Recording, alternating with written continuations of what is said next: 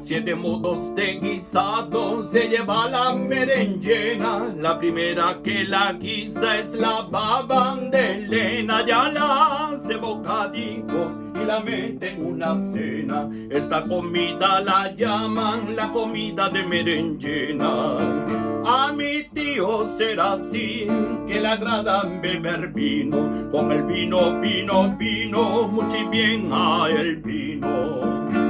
La segunda que la guisa es la mujer de Chamás, la tabaca por Oriente y la hincha de aroma. A esta comida la llaman la comida la dolma. Esta comida la llaman la comida la dolma. A mi tío será así, que le agrada beber vino. Con el vino, vino, vino, muy bien a el vino. A mi tío será así, que le agrada beber vino. Con el vino, vino, vino, muy bien a el vino.